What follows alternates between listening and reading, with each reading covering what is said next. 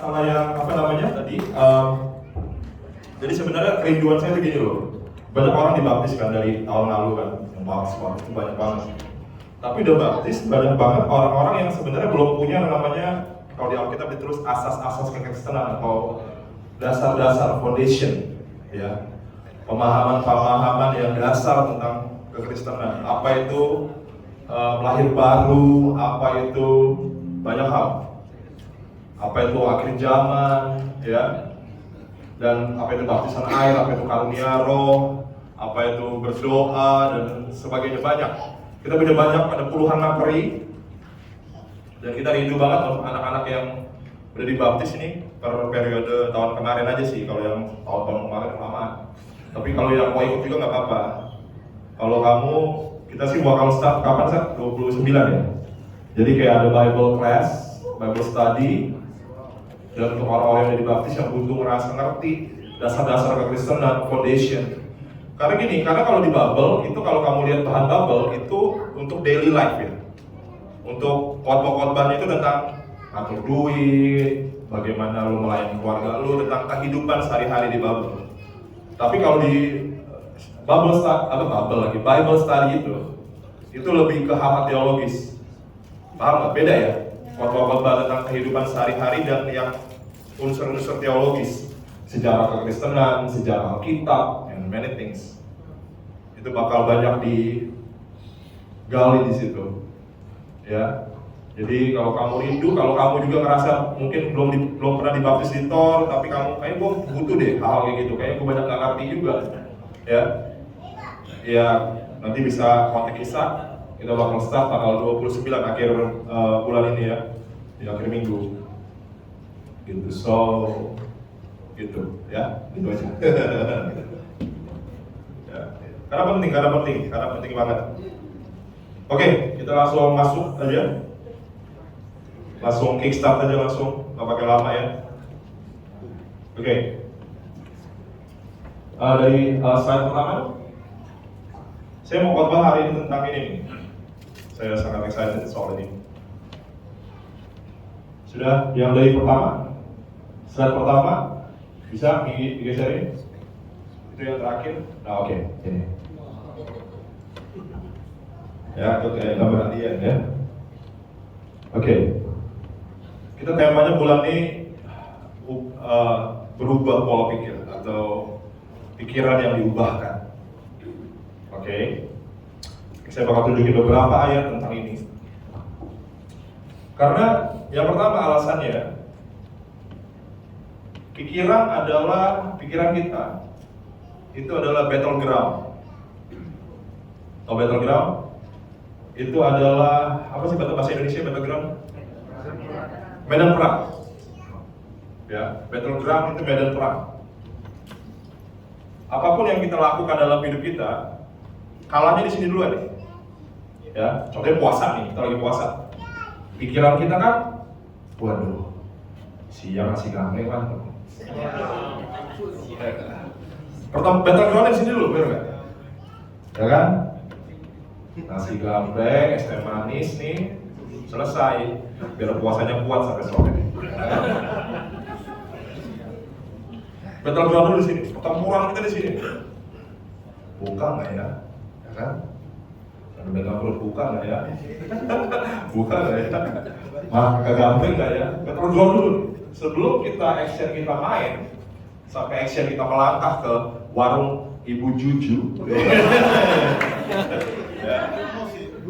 Lagi kita kalah di sini, action kita juga kalah, ya kan? Benar nggak? Makanya penting banget untuk memperkuat untuk menang di dalam sini, di battleground. Sekali lagi saya ingetin, iblis tidak menggoda hati kamu. Iblis datang ke Hawa, pertama kali yang dia sentil adalah pola pikir. Benar nggak? Hawa, kalau kamu makan ini, kamu akan jadi seperti Allah. Padahal Hawa sudah diciptakan serupa dan segambar dengan Allah. Di switch, diputar pikirannya.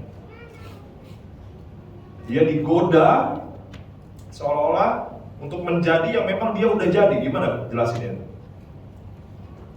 Ya. Hawa nggak sadar kalau dia memang sudah serupa dan segambar dengan Allah. Iblis putar, kalau lu mau seperti Allah,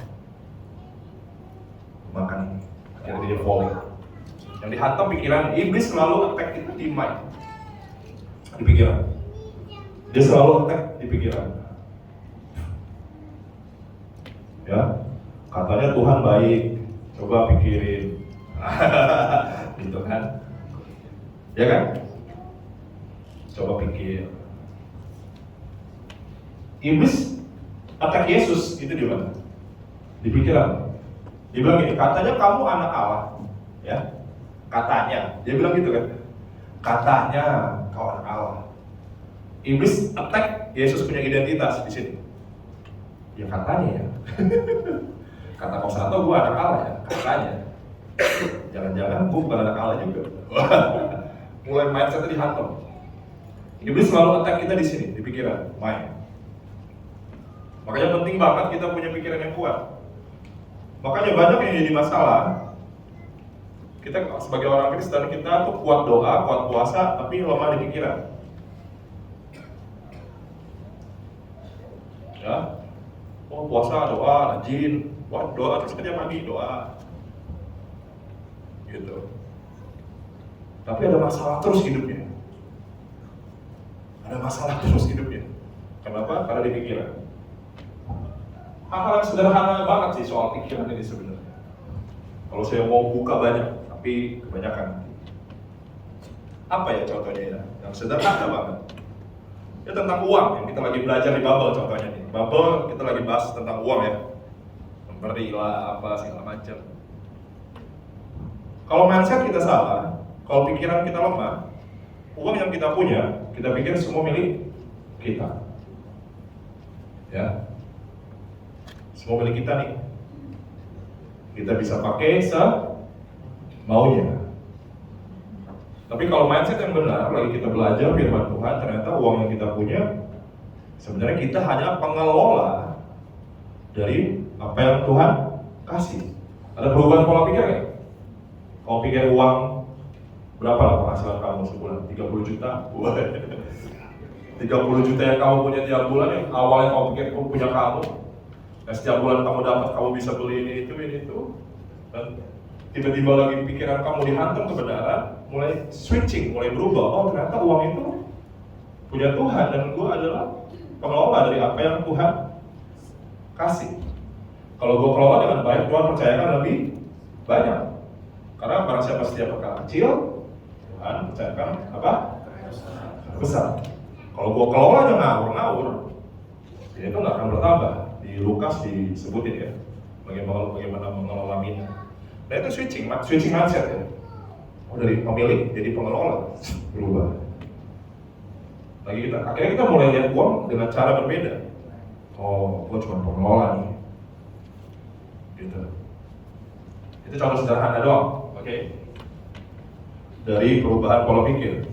Karena ini selalu akan kita di sini.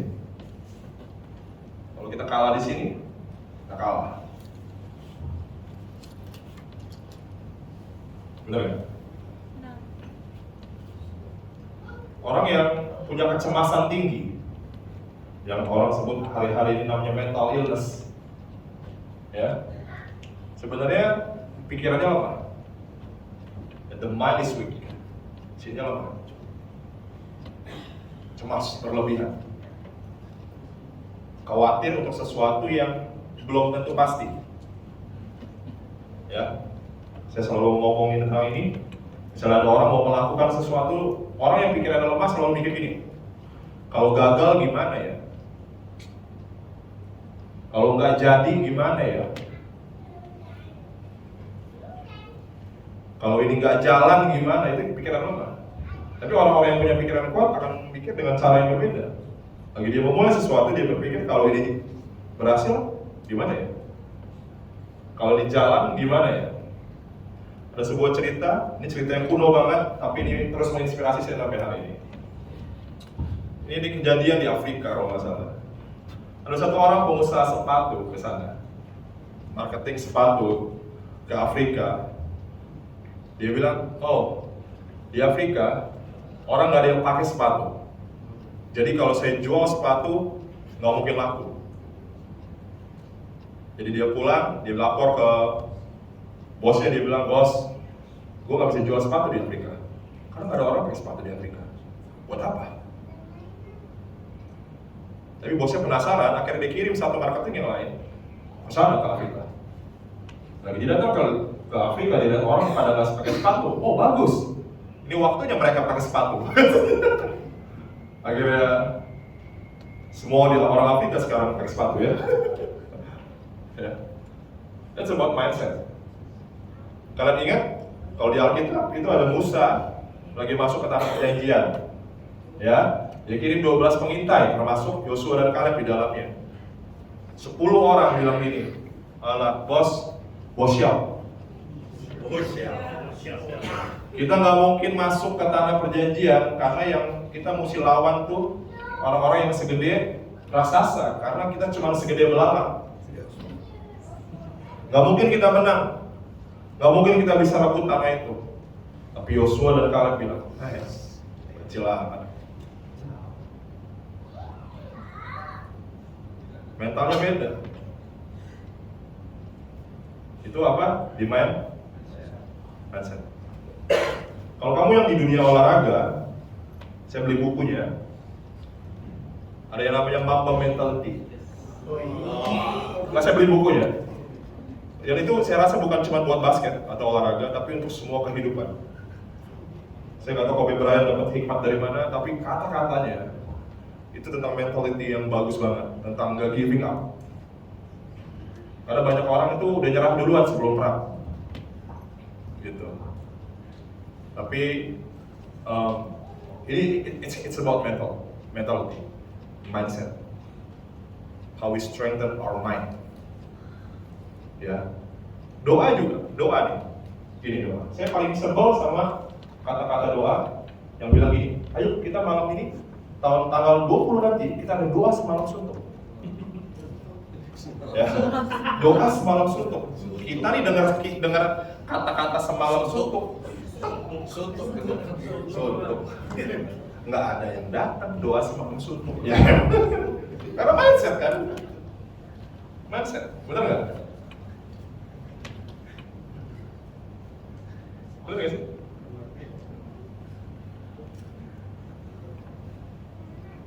Gak ada. Kenapa gak doa yang berdoa Allah? Doa yang bergairah. Kenapa doa semalam suntuk? Kenapa gak doa semalam bergairah?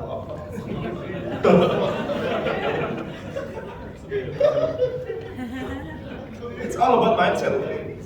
So kita nyala-nyalain jemaat pada gak datang. Kenapa yang doa gak datang pada gak datang semalam suntuk? Ya judulnya, dia udah semalam suntuk, ya kan? Kalau semalam seru, doa semalam seru, ya sih? Saya juga, ya, saya ini suka mikir, kritis. Saya kadang berpikir, kenapa yang doa semalam-malaman? Kenapa nggak ambil waktunya jam 7 aja? Kenapa mesti mulai jam 12 sampai subuh? Itu waktunya tidur ya. Tapi saya, ya orang nggak gitu-gitu ya. Karena saya malas juga gitu, maaf. Buat saya nggak logik loh. Kenapa mesti ngambil waktu jam 12 sampai subuh? Bener nggak? Kenapa nggak ambil jam 7 aja sampai jam 10? Nah. Kenapa mesti ngambil jam 12 malam? Waktunya orang tidur. Kita paksa orang berdoa. Terus kalau orang nggak datang ikut berdoa, kita marah. Kamu nggak tunduk, kamu kayak gini. Soalnya saya lumayan kritis, jangan diikutin. Oke. Bukan, kok saya kenapa nih? Oke. Ini 80.000 sebulan. Jadi kalau merusak saya kesel. Kita masuk ke ayat ya. Saya berharap saya nggak lama-lama ya, 1,5 jam. Coba ayat-ayat yang ditunjukin ayat pertama. Saya banyak pakai ayat pakai bahasa Inggris, bahasa negara asal saya. Nggak bisa. Karena saya lebih relate dengan kata-kata ini. Ya. Don't copy the behavior and customs of this world, but let God transform you into a new person by changing the way you think. Then you will learn to know God's will for you, which is good and pleasing and perfect. Saya bakal pakai bahasa Indonesia. Ya. Jangan meniru perilaku dan kebiasaan dari dunia ini. Kata customs itu bicara tentang adat, nggak usah diubah. Oh, oke. Karena beda juga sih pakaian itu. Jangan meniru perilaku dan kebiasaan dunia ini, tetapi biarkan Tuhan mengubahmu menjadi pribadi yang baru dengan mengubah cara pikirmu. Nah, berapa banyak kita yang sering berdoa gini, Tuhan, ubah aku. Ya, ubah aku. Masalahnya, kita nggak akan berubah sebelum pola pikir kita berubah. Amin. Kata let God transform you into a new person by changing the way you think di dalam bahasa Indonesia dibilang apa tadi? Awal lagi. Berubahlah dikatakan kan. Tetapi berubahlah oleh pembaharuan budi. Saya percaya banget perubahan pola pikir itu bukan cuma tanggung jawab Tuhan, tapi tanggung jawab kamu. Banyak orang berpikir tentang pewahyuan ya. Ini kata pewahyuan nih. Kadang-kadang orang kita sering ngawang-ngawang nih pewahyuan. Pewahyuan seolah-olah Tuhan kasih. Ya kan apa ya, otak kita langsung kayak keluar kalkulatif itu. Rumus-rumus langsung kita ngerti sesuatu tentang Tuhan. Ya, saya bisa ya karena kita kalau mendengar kata pewahyuan kan saya mendapat pewahyuan gitu. Orang-orang langsung berinding. Saya cuma mau bahasakan sederhana, pewahyuan adalah perenungan. Ya. Kata Alkitab Yosua dibilang renungkanlah firman Tuhan siang dan malam. Kata renungkan disebut meditate. Dalam bahasa Ibrani disebut haga. Katakan haga. Haga itu mengunyah.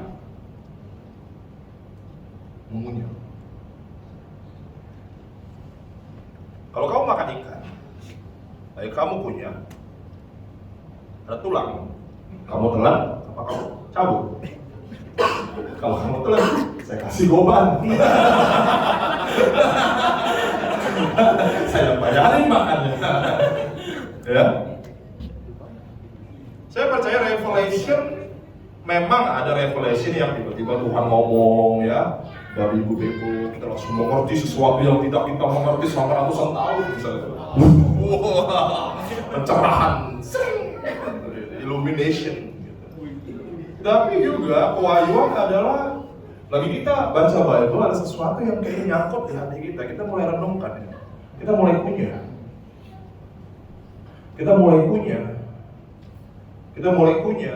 dan kita mulai meditate on it. Kita mulai coba sih bahasa terjemahan yang ini apa, bahasa Ibrani-nya apa, background saya suka lakukan itu. Oh Yesaya ini lagi saya dapat sesuatu, Yesaya 55 Yesaya lagi ngomong sama siapa ya? Mulai cari konkordasinya. Oh Yesaya lagi ngomong sama ini. Ya kenapa Yesaya ngomong sama ini? Karena bangsa ini lagi situasinya begini. Kita mulai lihat lebih luas. Kita mulai kunyah, kita mulai lihat ayat-ayat demi ayat itu dari perspektif yang lebih luas. Mulai ngerti ya. Dan akhirnya kita mulai dapat intisari dari ayat-ayat yang kita baca di Alkitab. Dan itu that's revelation. Dan itu mengubah pola pikir. Amin.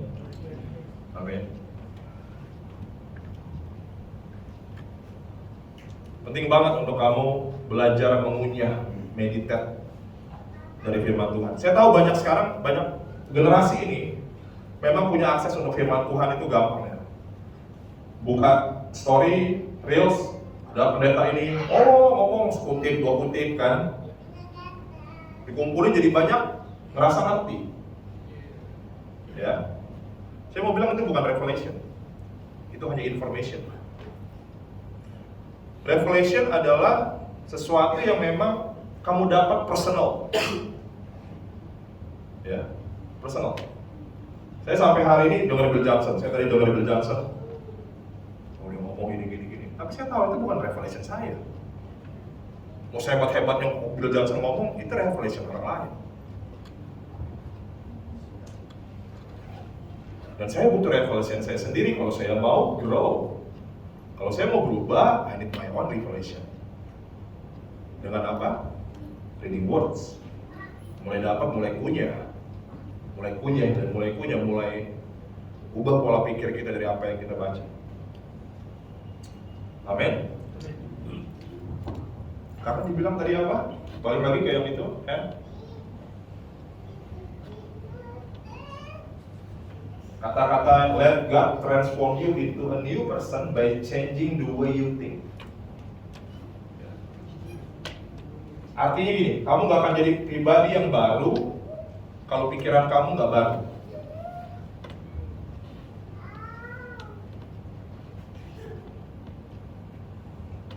Ada orang yang susah bangun pagi. Benar gak? Lagi dia belum kerja, dia susah banget bangun pagi. Itu bukan habitnya dia bangun pagi. Dia bangun jam 10.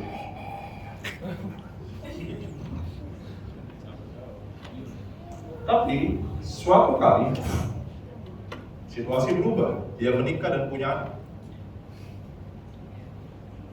Dia nggak berpikir tentang kenyamanan dia lagi.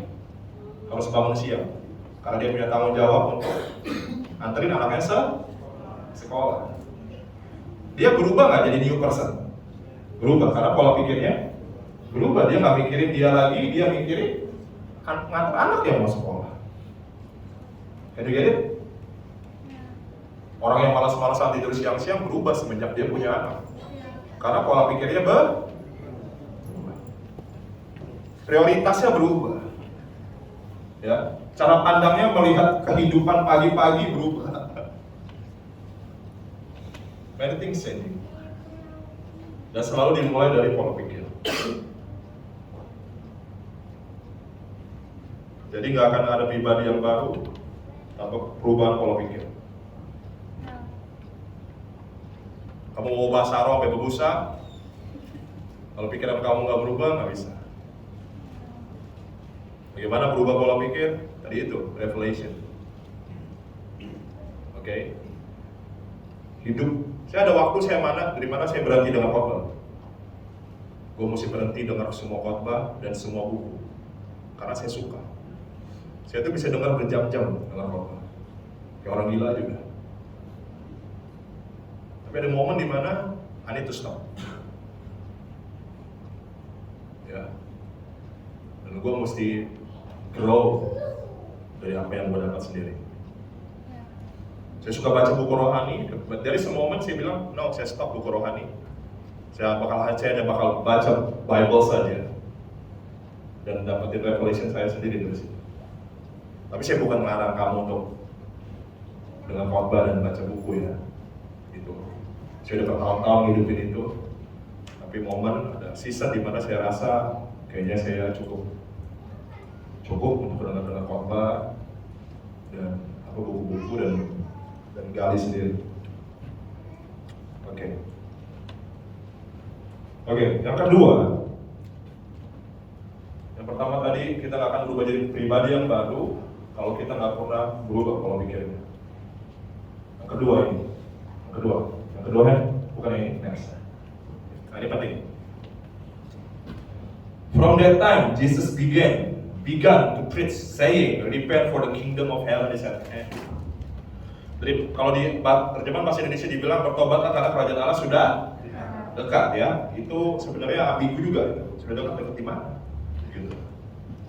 Tapi dalam terjemahan bahasa Inggris dibilang bertobatlah, repent for the kingdom of God is at hand. Jadi gini, kamu bertobat karena kerajaan Allah sudah di tangan kamu, sudah.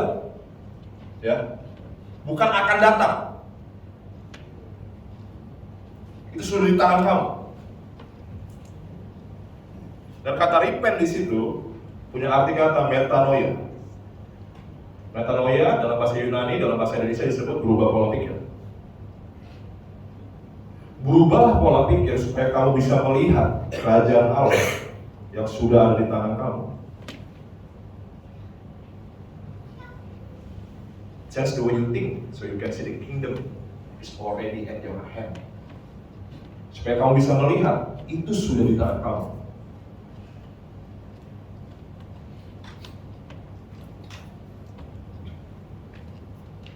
Kamu tahu gak sih kalau kita bilang lagi, kalau kita bertobat dan dipindahkan dari kerajaan gelap kepada kerajaan terang. Artinya gini, ada reality, ada realita dari sebuah kerajaan yang tidak terlihat.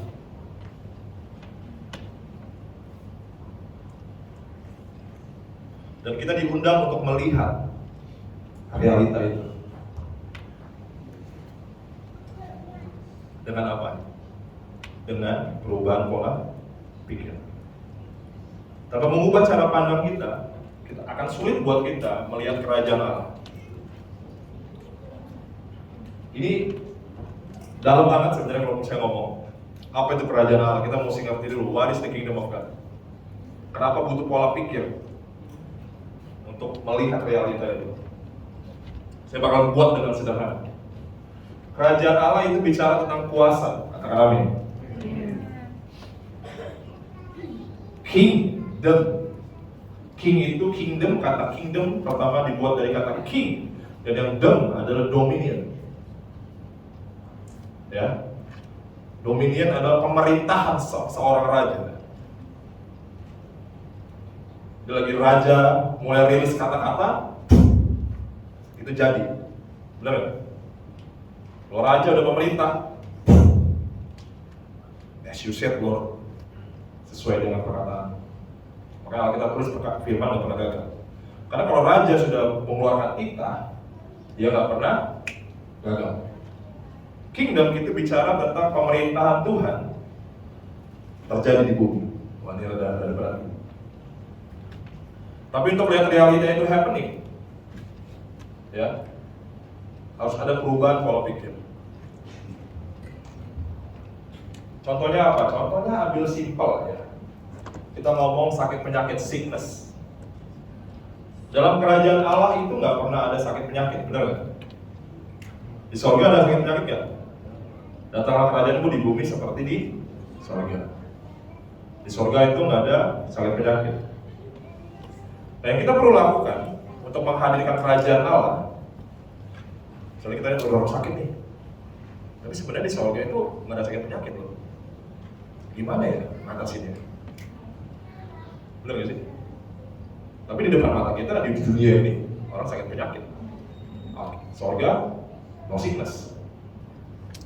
Nah, kita mesti lihat realitanya gini. Kita mesti lihat kalau memang kerajaan Allah lebih besar dari penyakitnya. Sebelum kamu lihat kuasa Tuhan lebih besar dari penyakit di orang itu, kamu nggak akan lihat something. Karena kerajaan Allah cuma bisa diakses oleh iman atau faith atau percaya. Sebelum kamu percaya kalau kuasa Allah lebih besar dari sebuah penyakit, akan sulit buat kita melihat kuasa Allah terjadi. Benar nggak? Kalau kita kayaknya Tuhan kalau nyentuh-nyentuh yang flu-flu nggak bisa lah.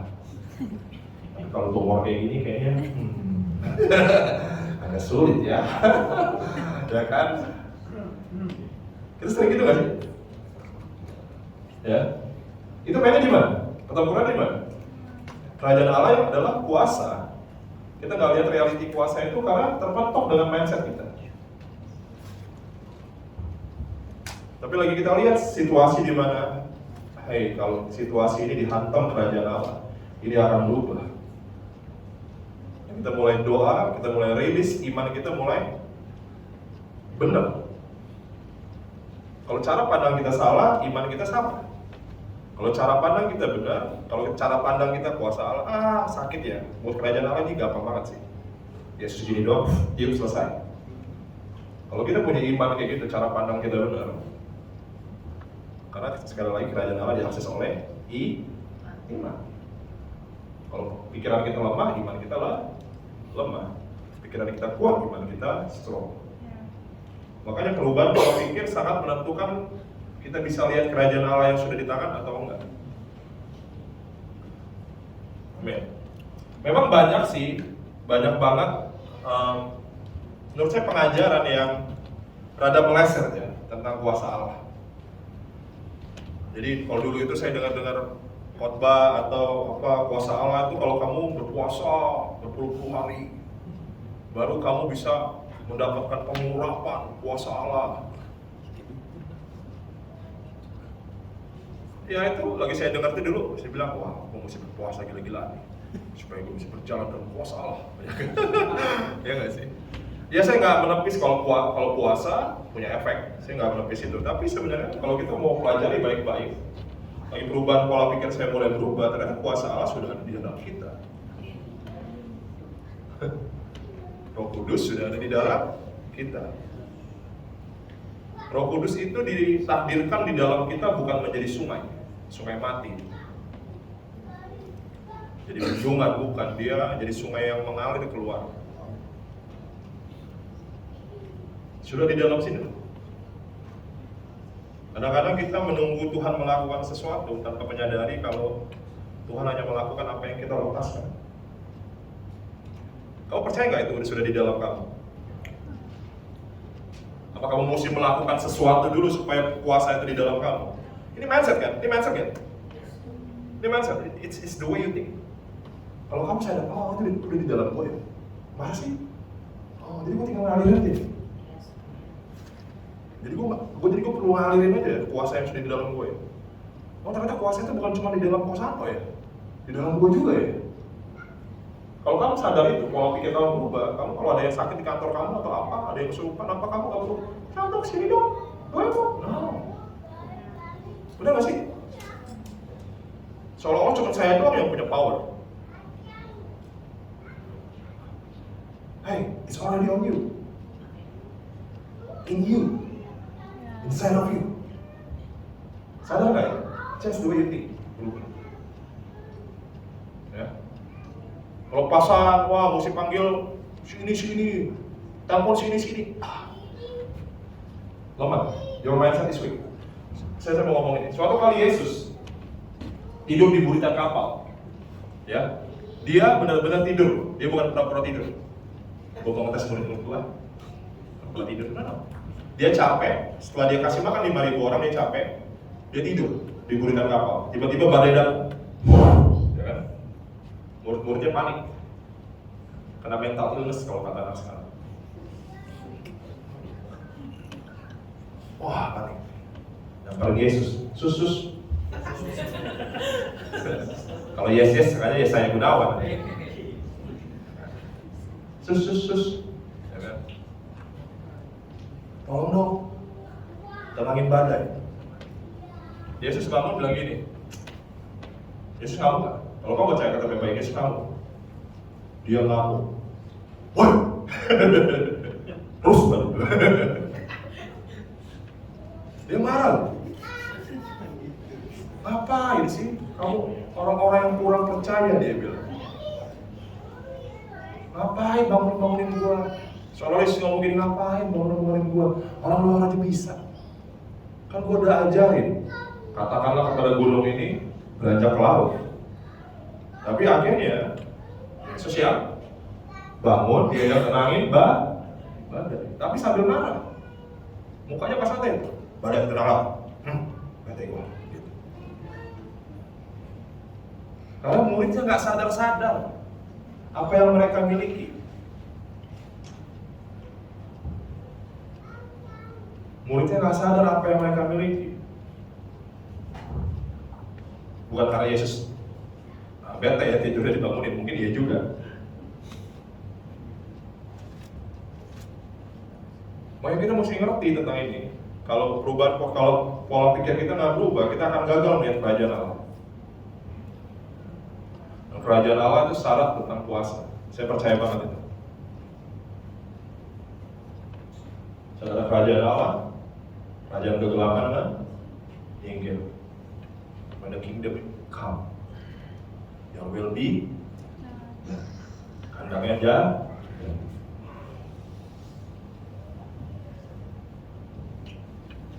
Kapan kingdom come? Kapan sih kerajaan Allah datang? Kalau kata Yesus, kerajaan Allah sudah di tengah-tengah kamu.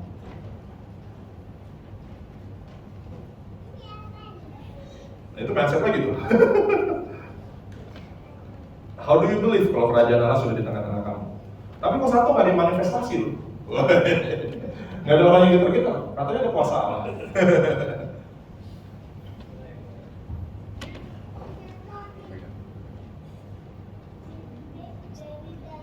Topik ini saya bisa ngomong banyak sih tentang ini. Repent, bertobat, because the kingdom of God is at hand. Semua itu di tangan kamu, sudah di tangan kamu. Coba lihat tangan kamu. The kingdom is at hand. Sudah, bukan akan. The kingdom is now, bukan then. Kingdom is now, it's not then, but now. Kingdom.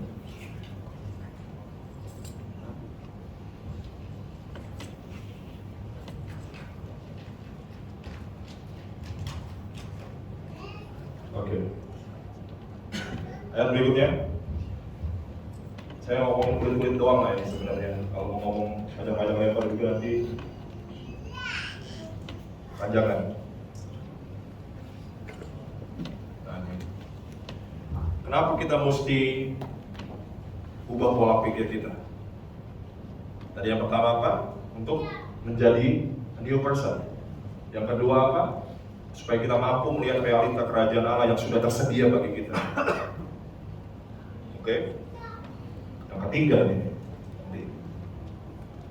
For who has ever intimately known the mind of the Lord, Yahweh, well enough to become his counselor?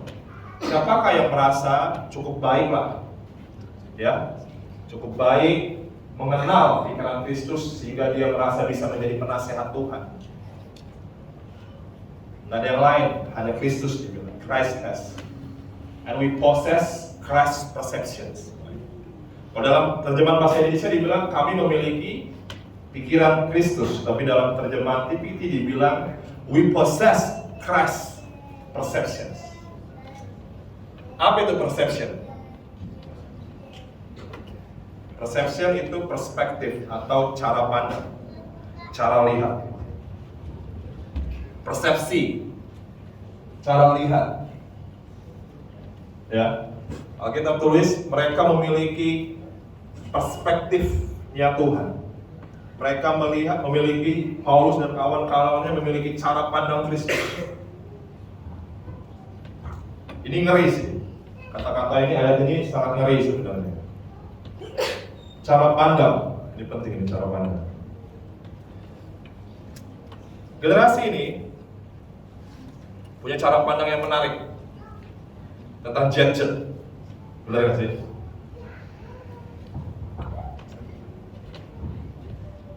Gadget, bener? Saya ngomong gadget ya. Gadget atau gadget? Gadget, bukan gadget. Gadget. Saya lagi gadget tidur. Oke. Khotbah saya ini pada ngantuk.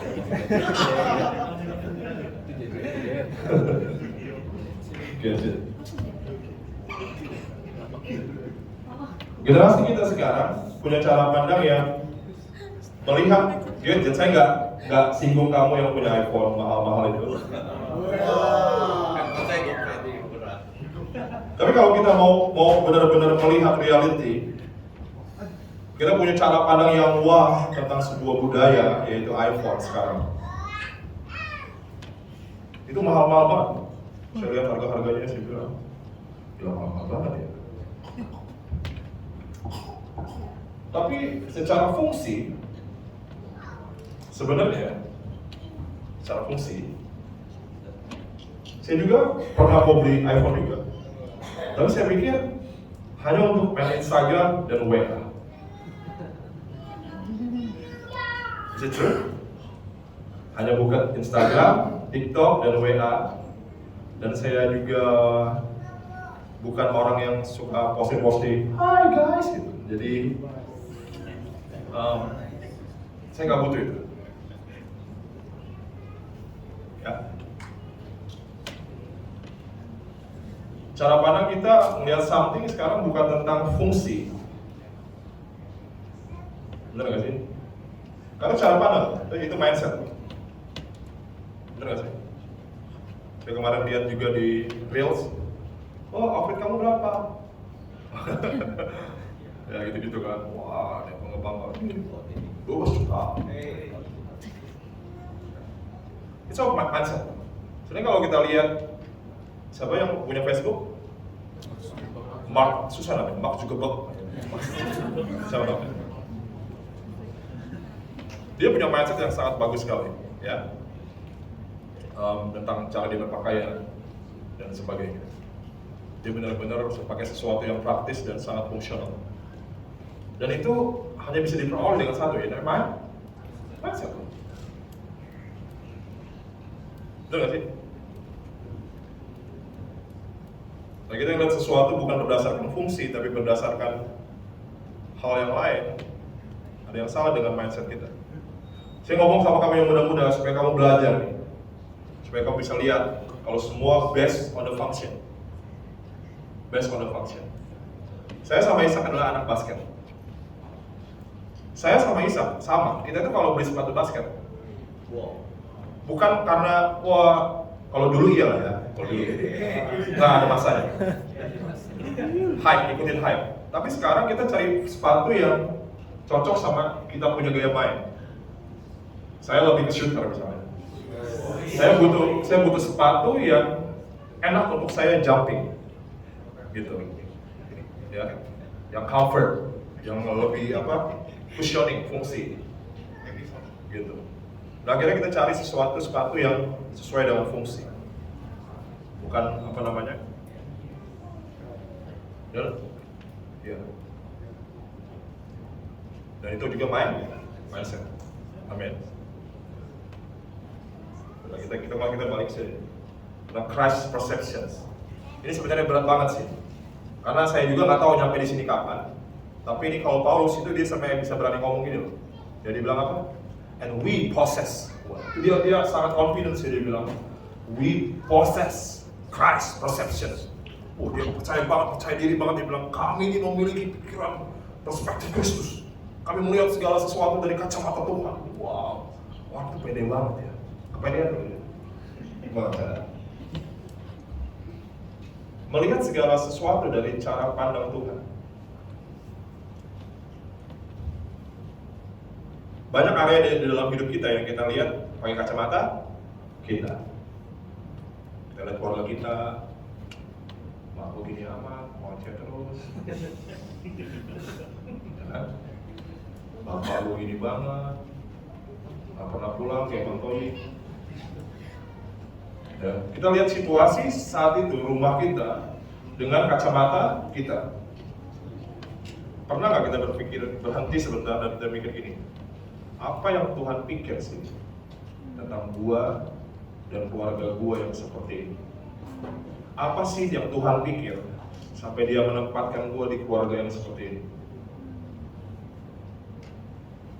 Ya, apa sih yang Tuhan lihat dari semuanya?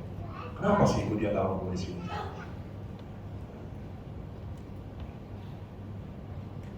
Kita mulai lihat perspektif Tuhan, lagi kita mulai sekali lagi renung, ngunyah. Itu nggak turun tiba-tiba, wah akhirnya gue mengerti. Kita mulai bertanya, kenapa sih Tuhan? Tuhan izinin, kenapa gue ada di keluarga yang kayak gini? Kenapa gue dilahirin di rumah yang kayak gini Tuhan? Why? Kita mulai tanya itu, bagaimana Tuhan lihat ini? Kenapa gue ditinggalin cowok gue ya? Why? Padahal gue gak salah. Kenapa? Bagaimana Tuhan melihat situasi ini? Bagaimana cara Tuhan lihat itu?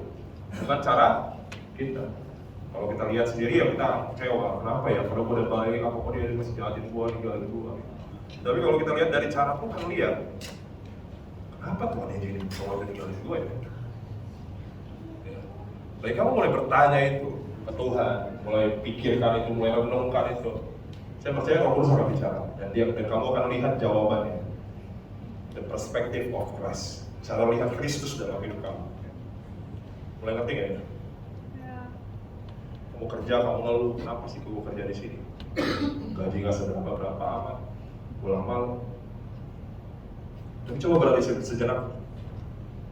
Tapi gue pernah doa sih dulu biar bisa masuk sini.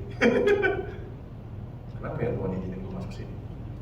Kita mulai lihat perspektif Tuhan, kenapa ini terjadi, kenapa dan kenapa. Lagi kita mulai renungkan itu, lagi kita mulai doakan itu, kita akan temukan jawabannya. Karena kita terus kalau kamu, karena siapa mencari dia menemukan.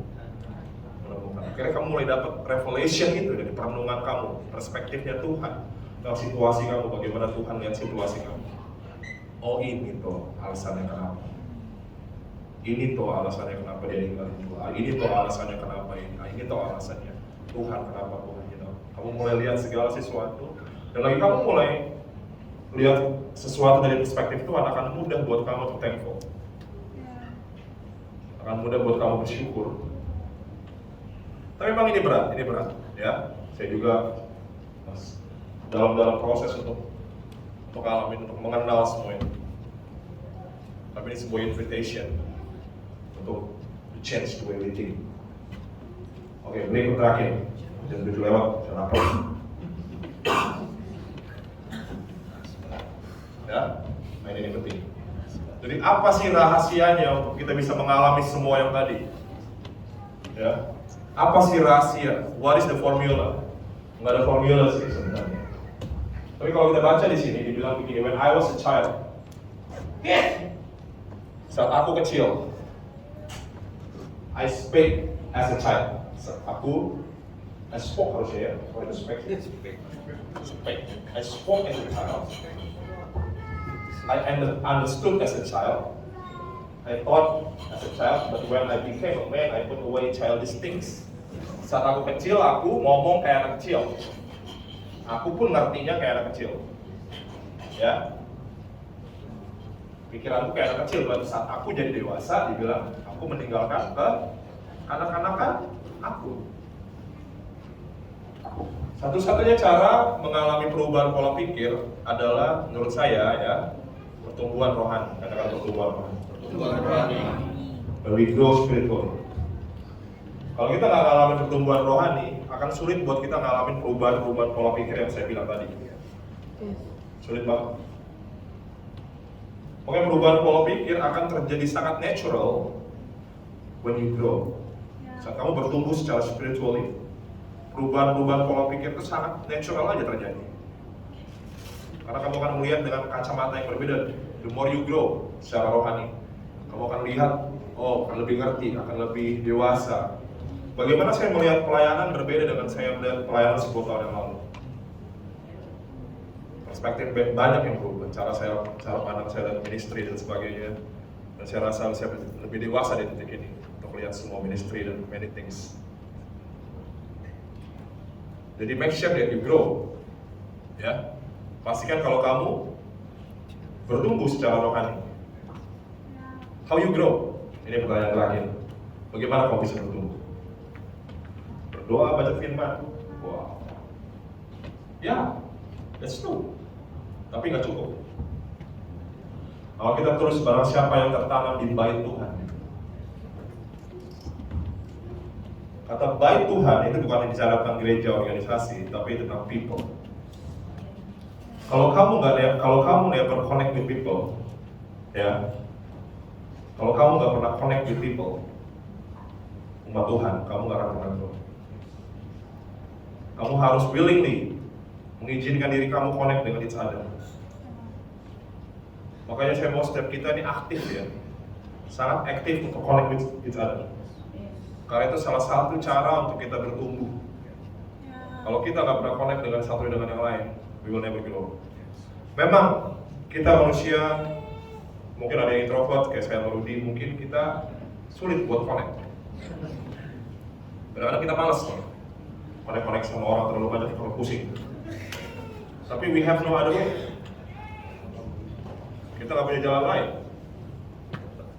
Ya, mau nggak mau kita harus connect.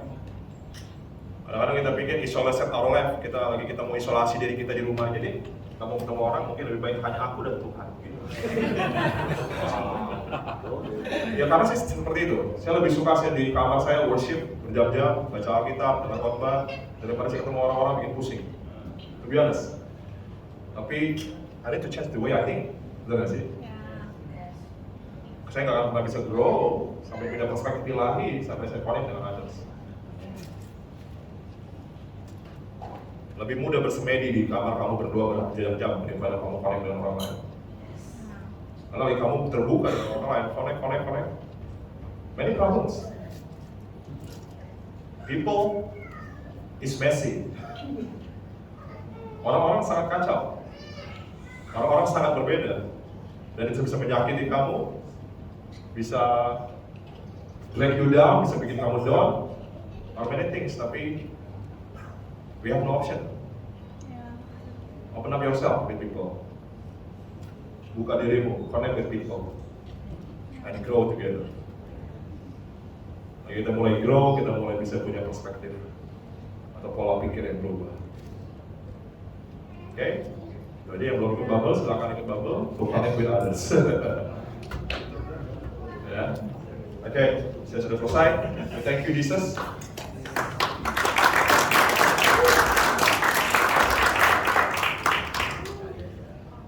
Kami mau berubah pola pikir dan itu tanggung jawab kami. Karena pertumbuhan rohani kami, tanggung jawab kami, bukan tanggung jawab bapak rohani kami, bukan tanggung jawab ketua komsel kami, ketua bubble kami, siapapun. Pertumbuhan rohani kami is our responsibility.